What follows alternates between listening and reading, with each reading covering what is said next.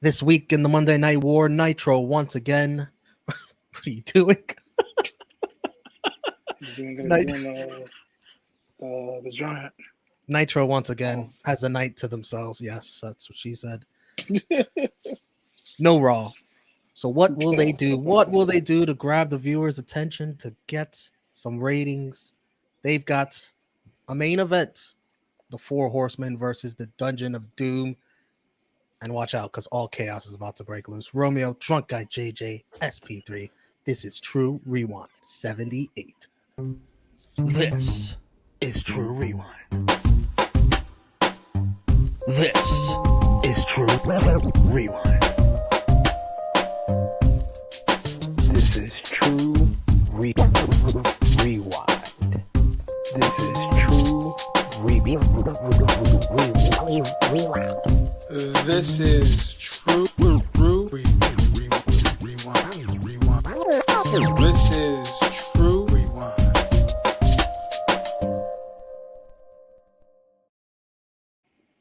Hello. It is me, your True Heel Phenom SP3. We are back again. Pump up the flux capacitor, fasten your seatbelts, put on your helmets as we jump into DeLorean back to September 2nd, 1996 for our all-new episode of WCW Nitro on True Rewind 78, New World Giant. I am here as always with my right-hand man, the face and the ace of the Tru Heel Heat YouTube channel, the connoisseur of reporting himself, Mr. Romeo Anthony Colon.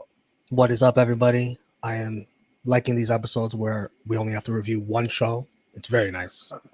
Very smooth. You don't have to, search for anything. You just get one episode, get it in, get it out. Perfect. It's not as time consuming. And of course, speaking of someone who knows about getting in and getting out, yes, I know nothing because clearly I don't get out. He doesn't get out. He is like the main character of the Jordan Peele movie. He is the man of 1,004 drinks and your favorite ghost, usually on this show, but he's here in the present, Mr. Drunk Guy JJ. What's up, y'all? It's been since SummerSlam, I'm gonna say. It still hasn't been that long. It's been long enough. That's what she said again. Jesus. But it's good to be back with my good brothers. We are about to review Monday Night Raw. We're not about to review Monday Night Raw. We are reviewing Monday Nitro. Regardless of when you watch this video, we don't know how many drinks he's had in, but we know. It's Memorial Day weekend, man. We usually see how many people watch True Rewind. So remember to drop a thumbs up on the video if you are watching. It helps out the channel, helps out this video so much. Share it with your friends if they want a bit of nostalgia in their life to go back to the Monday Night Wars with us. Drop those thumbs up, share it with your friends. And of course, subscribe if you are new to the Fightful Overbooked YouTube channel, where we will do these True Rewind episodes for as long as Joel and Jeremy allow us to do. We have some fun. We are uncensored, unfiltered, and we always have a good time talking about the Monday Night Wars. And this time we're talking about September 2nd, 1996, the year 2 premiere of WCW Nitro. Romeo, of course, you are the pilot and the driver of the DeLorean. Take it away. Yes, 9/2/96, Labor Day. They were from Chattanooga, Tennessee, although they didn't announce it. They're ashamed of it, so I had to look it up. Yeah, I was like, I'll let Romeo look this up. I'm not gonna look it up. I rewinded it back to see if I missed it when they were first bringing it up, and no, they didn't announce it. I thought they were in Cincinnati, from judging by all the Cincinnati Reds jerseys in the fucking crowd. That's what it must be, Cincinnati. Guess not. Larry Zbyszko and Tony Schiavone recapped the ugly scene at the end of Nitro last week. Larry says WCW needs a leader. And that's a smooth transition into someone who will go on to be somewhat of a leader for WCW later on. Not now. Diamond Dallas Page versus Alex Wright. I notice Alex always rushes to the ring. He never plays to the camera like everybody else. He's a little this job. This doesn't go long. DDP wins with the diamond cutter, and the crowd pops for it. A nice diamond cut. Absolutely. I'm waiting for the days that Alex Wright goes back to dancing. Yeah. That's the Alex Wright that I always love and enjoy. Then we get Nick Patrick with Mean Gene, and Gene chastises him for another slow count. Patrick tells him it's only Gene giving him shit. He denies the lies spread about him, and Gene can't believe he's been called a liar. Oh, God, he was offended. I can't believe you just told me that. And he got the perfect final line from Nick Patrick. When you're in the ring with me, you will follow the law. Oh my God. That's foreshadowing for what happens later on. Backstage, Gene with Sherry and Colonel Parker. Parker got Sherry some gifts. It's a cowboy vest and some chaps to go ride his horse, John Henry. No, you gotta emphasize how he said this. The Colonel says, Sherry is coming to my farm to ride. My prize steed, John Henry. He had the longest pause. I'm watching with my missus, and she was like, well, I was worried there when he said to ride, and then the long pause. Like, okay. Then we get the Harlem Heat versus Greg the Hammer Valentine and Buddy Valentino. Who is Buddy Valentino? I thought he was like a rising R&B star. No, I thought he was Adrian Adonis when they cut to the ring. I was like, who is this guy? Ted DiBiase makes his way through the crowd. Booker wins with a Harlem hangover on Valentino. And then Gene with Harlem Heat. Stevie Ray says they're ending careers. Booker says they already beat the Nasty Boys before, and the Nasty Boys jumped them. They throw Stevie Ray into the steel steps and then spike pile drive Booker T in the ring. Anything on that? It was kind of funny seeing that kid run down the steps fast as shit just so he could touch Ted DiBiase. That was interesting, but who the fuck cares? The Nasty Boys shoved the shit out of Stevie Ray. That man went flying into the apron.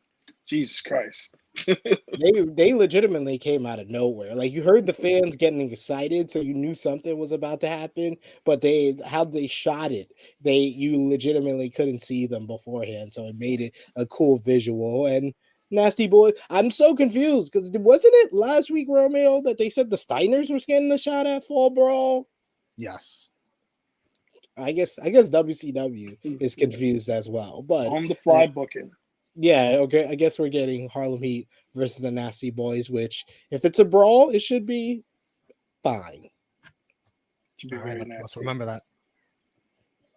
Hey, coming soon, Glacier. Dun, dun, dun, dun, dun. This is the same vignette every single week. Yeah. Mike Tenay joins commentary, and we've got Dean Malenko versus Chris Jericho in the first ever meeting in WCW. DiBiase, not a fan of cruiserweights, walks out. We learn it'll be Jericho. Oh my God. We learn it'll be Jericho, Benoit, Fall Brawl. And this match was a technical clinic. And Jericho wins, reversing Malenko into a forward roll. And finally, Chris Jericho gets his win, the elusive win that he didn't want last week. And that tragedy. Finally, SP3, finally, he accepts this win. He earned it.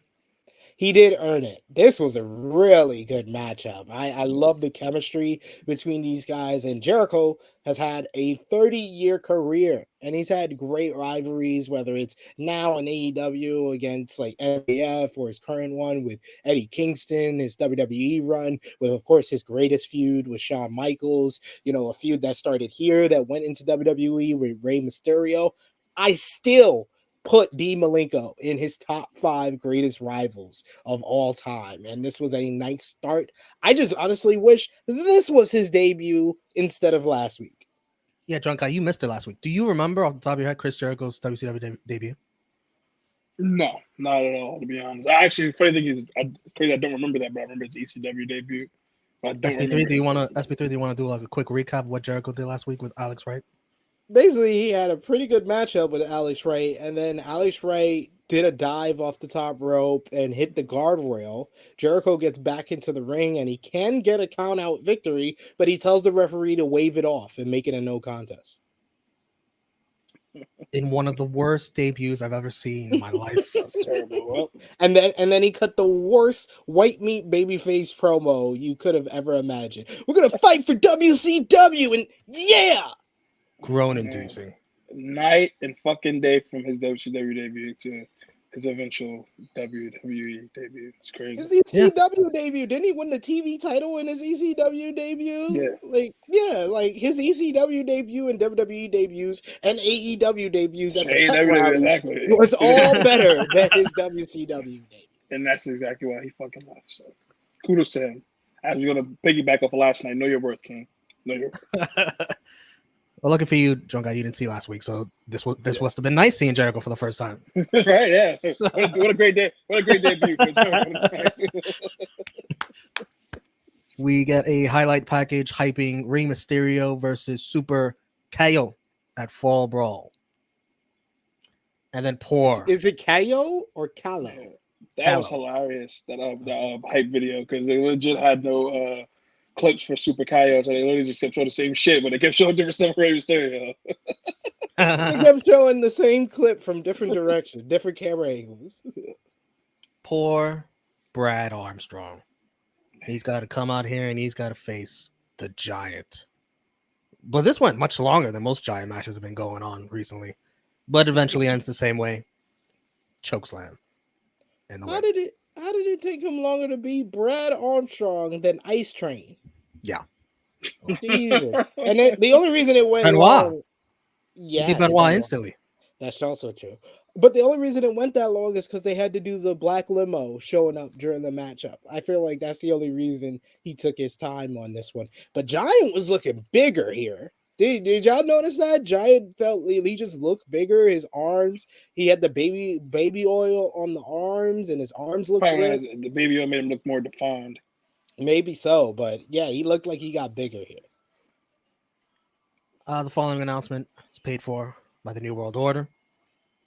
Hollywood Hogan kicks an inflatable globe. Halloween Hogan. That's what we should have called him for the Phantom of the Opera bit he did in '95. Halloween Hogan. Halloween Hogan. He kicks an inflatable globe. He slams a baseball bat. He talks about the crying giant he beat for the title. Ric Flair cried too. Says WCW stands for, World Crybaby Wrestlers. And Sting will be stung at War Games. Luger will be hung. That's a bit much. That was a bit much. That was. Flair won't even be there. And Arn won't be Arn anymore. Couldn't find anything to rhyme with Arn. Yeah, Arn's going to be on a farm. I couldn't say that, I guess. He says the way they made a deal was touching. Made him cry a bit. It was real fake. That's pretty much the gist of that. What did you think of the Hogan NWO promo? Started off hot, and then he started doing fucking nursery rhymes, and it just it's like, what are you? Come on, man. It did start off good. Yeah, it did. I like the World Crybaby Wrestlers. Yeah. Then he started doing fucking nursery rhymes.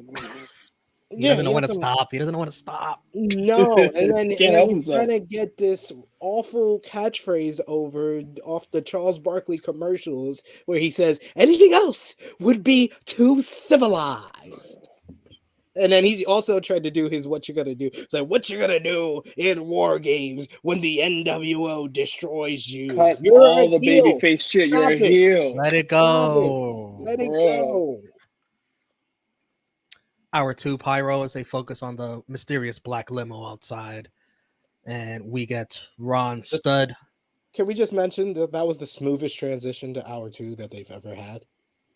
They actually had a commercial break, and then they came back with Hour 2. Hour 2 for their second year, and then it goes into the match.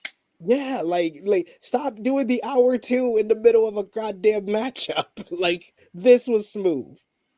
And this is not the first thing I want to see going into Hour 2. Ron Studd. I'm definitely turning the channel if it's me. You might remember him as the Yeti. versus the Macho Man Randy Savage. Yeah, this is the Macho Man. Disgusted that he has to do this match. Yeah, I was about to say, look at that thing. Look at that picture. It's a great picture.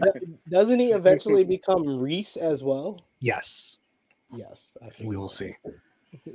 We cut to the parking lot where Hogan, Nash, and Hall get out of the limo. Hogan yells at the cameraman to get out, telling somebody inside the limo to stay inside. And this match doesn't go long at all. Savage sells for a little bit, but then simple body slam and elbow drop for the win.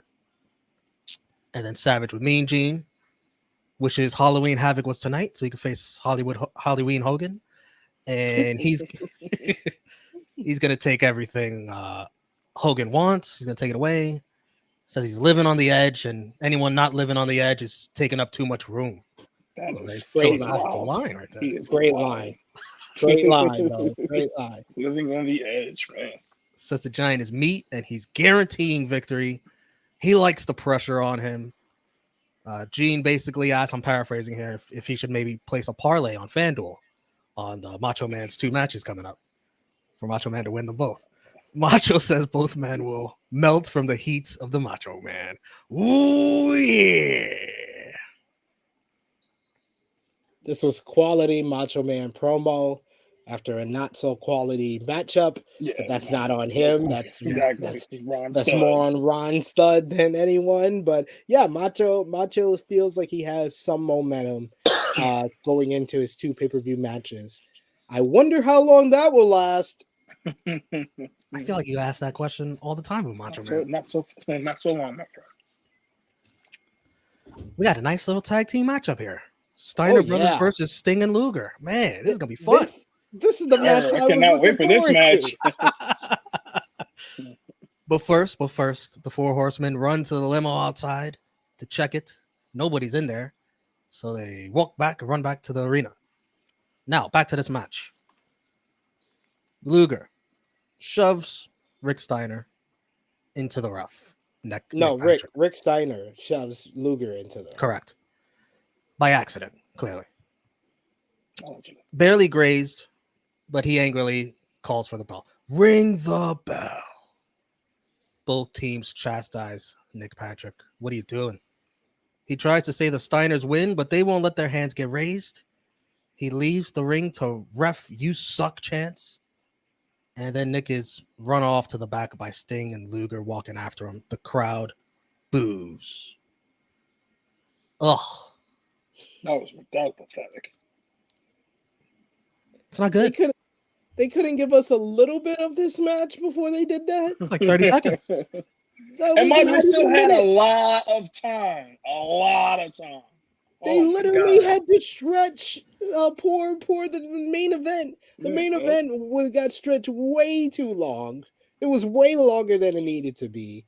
Just because they cut what would have been the best match on the show if they just would have let these guys wrestle, even with that type of shoddy finish. I think it still could have been one of the best matches on the show. And no. Let's just cut it after 30 seconds. Let's get into the ending of the show because a lot happens. Indeed. It is the Dungeon of Doom versus, it's Mang, Taskmaster, Bubba, and Barbarian versus the Four Horsemen. But first, in the back, Sting and Luger still walking after Patrick. And they come across the limo, which Ted DiBiase is getting in, and he's about to drive off. Sting grabs a brick and breaks the window with it. Shit, I was like, what the fuck, Sting? Right in front of a cop car. And then steals the fucking car, bro. Grand Theft Auto. Sting thought this was. I would have got gunned down immediately. I would have even been able to open the door. He pushed the cop too. Yeah, my God. A black cop at that. Come on. No, the black cop was like, I ain't trying to lose my job by touching the Stinger. And Lex Luger, I'm going to call for some help, call for some backup. Yeah, he called in that hate crime. Sting's already got 2 stars on Grand Theft Auto. Pushing the cop. 3 stars. That's 3 stars. Yeah, because he didn't just steal the car. It wasn't a parked car that he stole. That's exactly. That's automatic 2 stars. Once he stole a car, he stole a car in front of the cop. Exactly. He did it in front of the cop after pushing the cop. That's 3. He got 3 stars. He's working on 4. The longer he rides the car. And Luger must have got in there like, fuck, I guess we're doing this. Guess I'm an accomplice. He was like, too late for me now.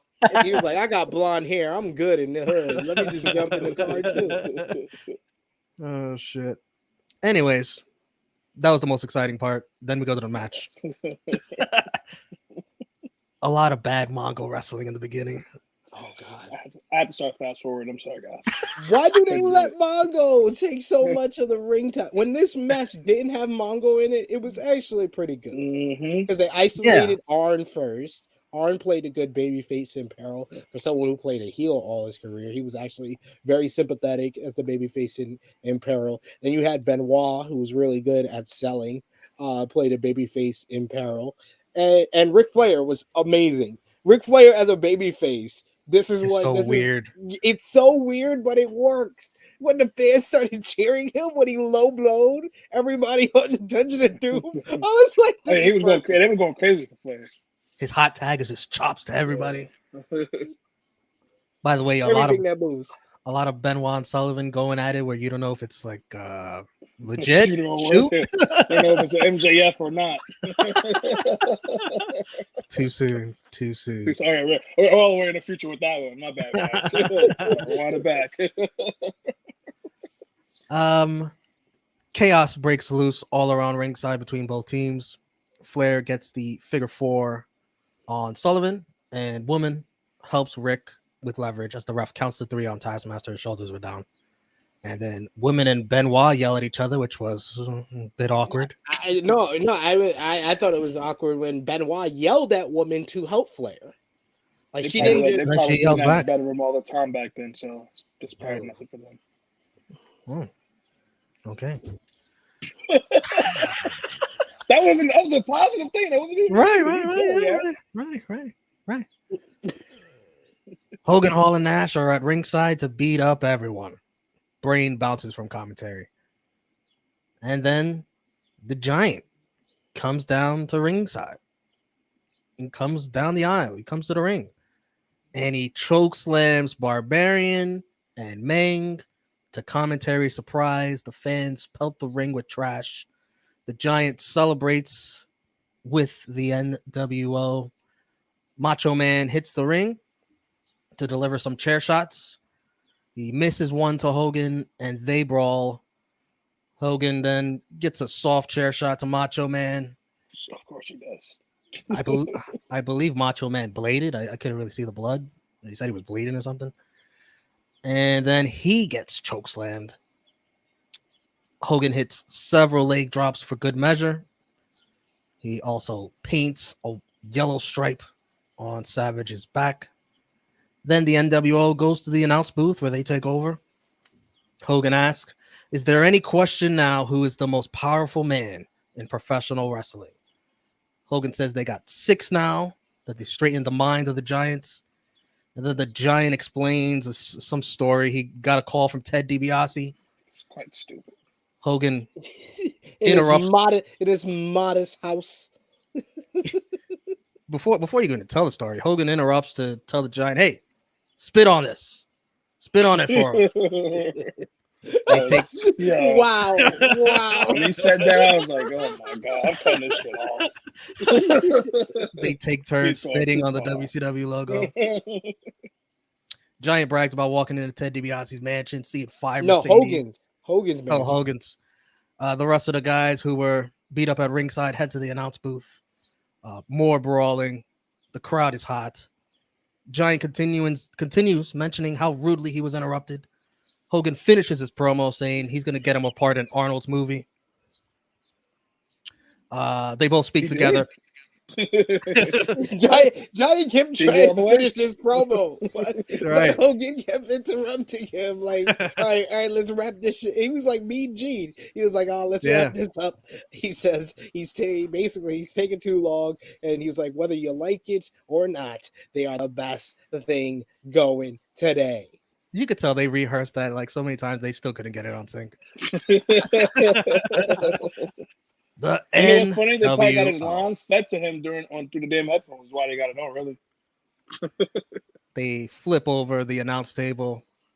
Giant hilariously almost falls off the stage. That might have ruined everything. No, here. he fell off the stage when the WCW people came. Like he thought he was just gonna step off, and he fell as Mongols attacking him. Like this is all. At the end here, he almost falls again. Yeah, and then he was still trying to cut his promo. At the end, Hogan just flips over the table, so he's like, "All right, I guess I'm not gonna get this out. All right, let me just throw the chair." In a weird visual, the Dungeon of Doom helped Macho Man to the back. This was a weird visual.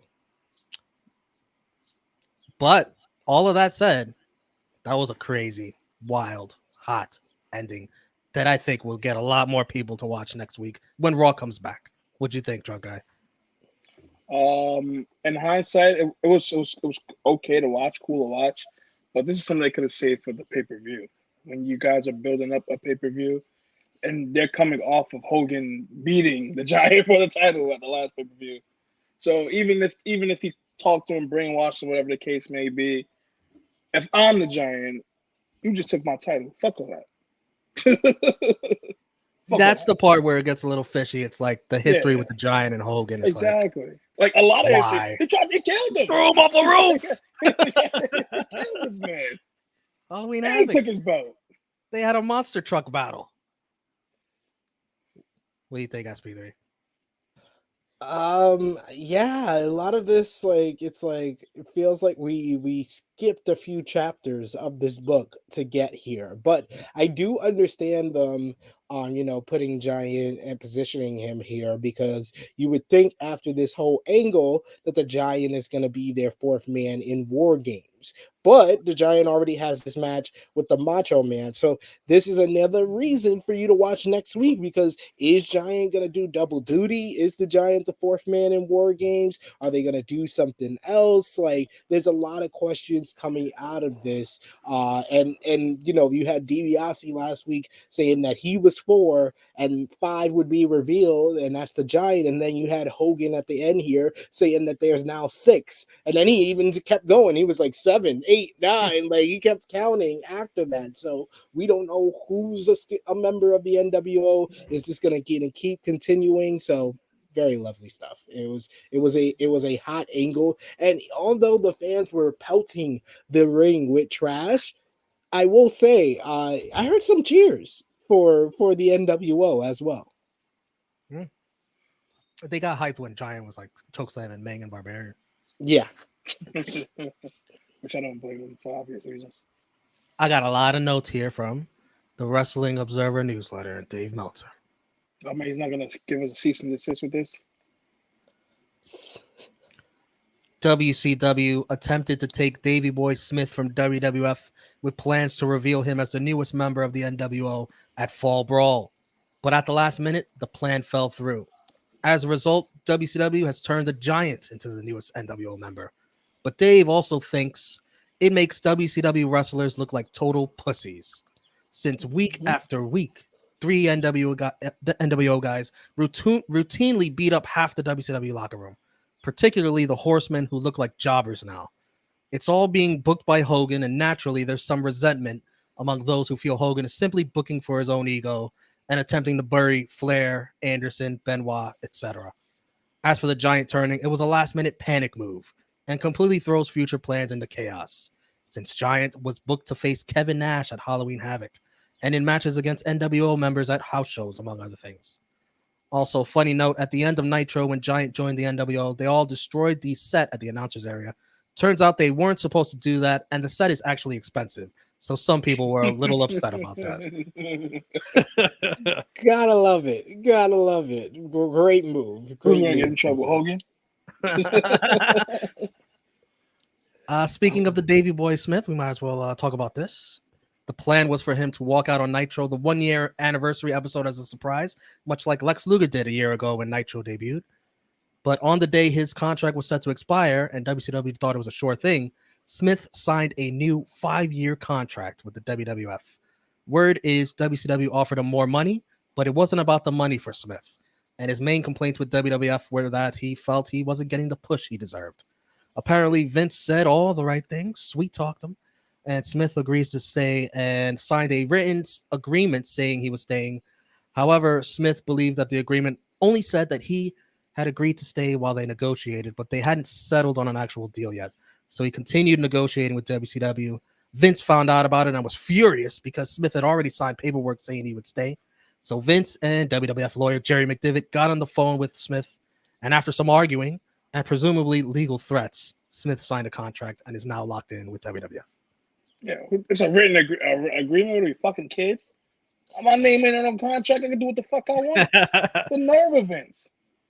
Hey, that's Vince for you. That's Vince for you. He wants a written agreement that you're going to sign a contract. That's what he I want wants. him to sign his permission slip.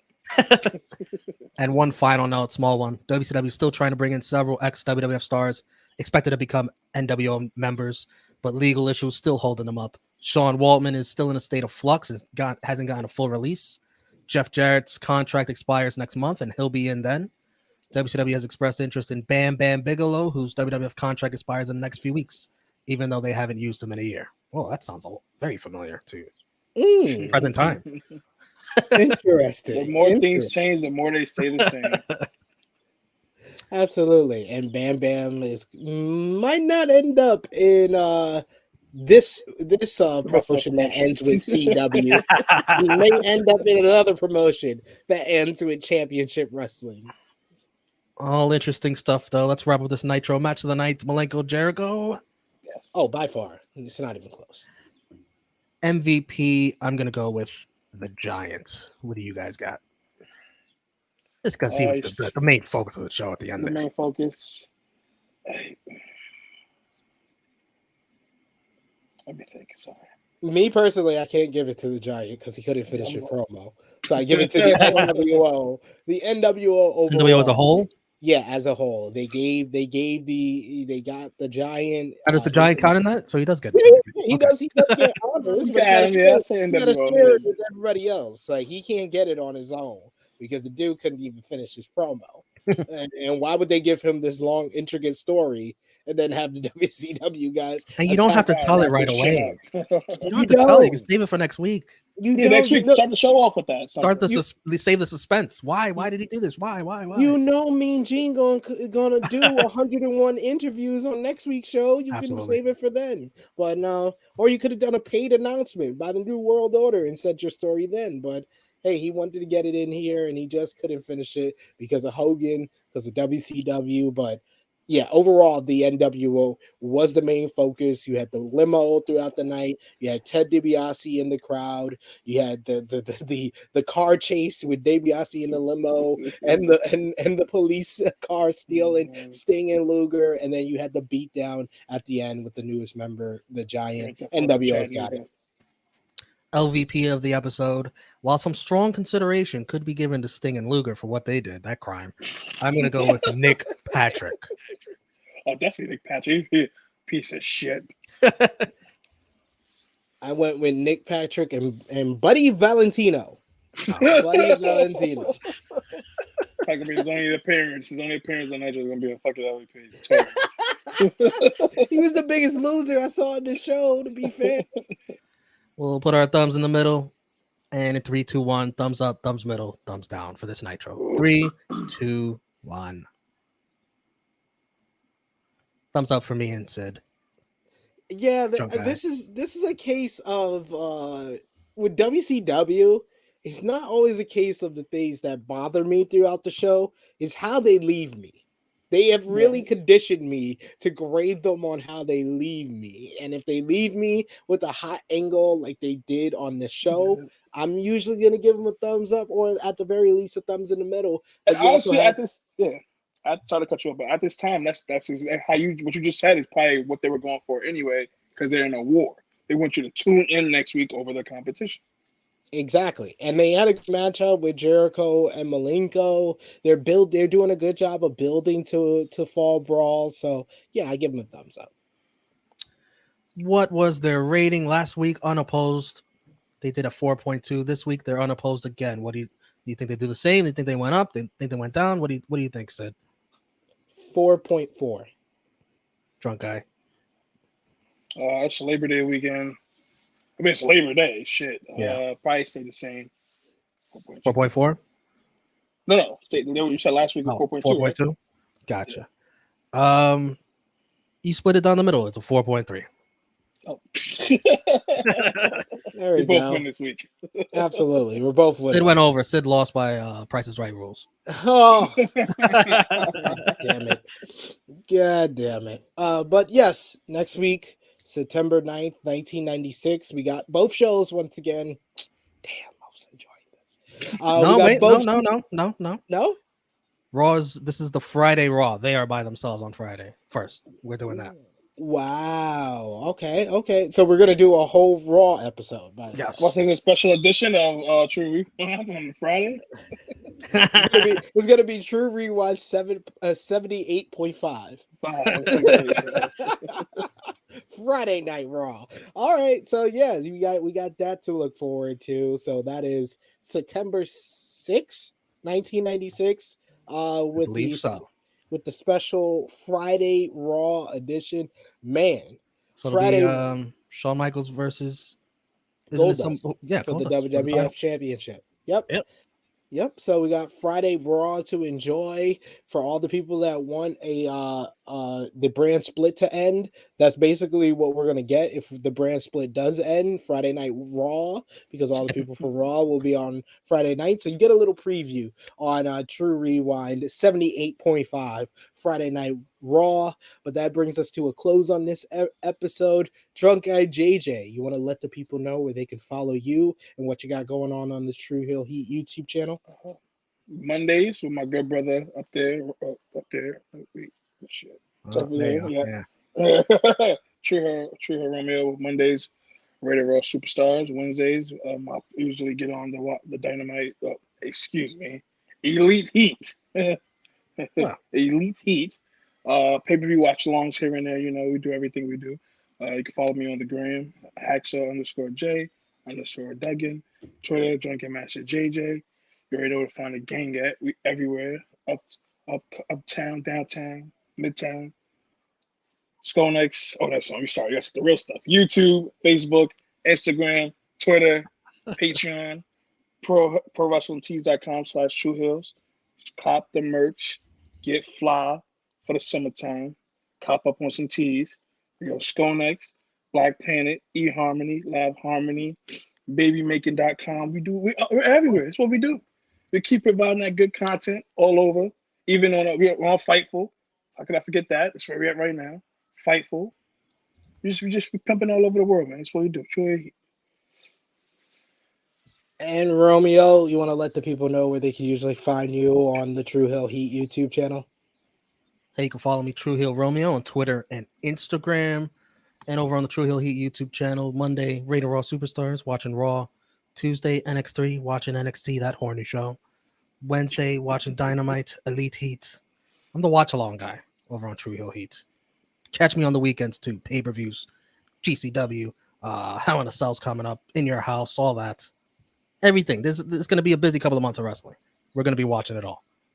The Fightful Overlord, Sean Rossap, put up all the events that it's going to be going on. So you could expect Tru Heel Heat to either be covering it, previewing it, watch along it, a review of it. We do it all over on the Tru Heel Heat YouTube channel. I'm over there on Thursdays, 1:05 p.m. Eastern Time, with my boy Jimmy Macaram reviewing AEW Dynamite on AE Ramble, the most unfiltered and honest review of AEW Dynamite on Wrestling YouTube. Saturdays, Tru Heel Heat flagship podcast with Miss Chrissy Love and myself, special guest galore, where we talk about everything going on in professional wrestling, the latest wrestling news, recap of the weekend wrestling, and preview of the big shows. And usually I'm there on the previews before the pay-per-views, as well as the reviews of pay-per-views over on the Tru Heel Heat YouTube channel. So go over and subscribe over there. Hit the thumbs up on this video, share it with your friends, leave a comment down below. Let us know what you thought about the September 2nd, 1996 episode of WCW Nitro and what you think about True Rewind. Let us know in the live chat. If you're watching the premiere, let us know in the comments down below. And remember to share this video with your friends and subscribe if you are new to the Fightful Overbooked YouTube channel. I'll be here Fridays, 8:30 a.m. Eastern Time with Jeremy Lambert on FMC, talking everything not professional wrestling, including the NBA playoffs. So go over and check that out as well. So for Drunk Guy JJ, for Romeo, it is me, your Tru Heel Phenom SP3. You can unfasten your seatbelts, jump out of the DeLorean. This has been True Rewind 78, New World Giant. We are signing off until next time. Damn, man, that was a smooth outro. You could unfasten your seatbelt. How about the DeLorean? Bars. Jeez. Yes, 2 white males stole my vehicle. One of them had face paint on. He's a little weird looking.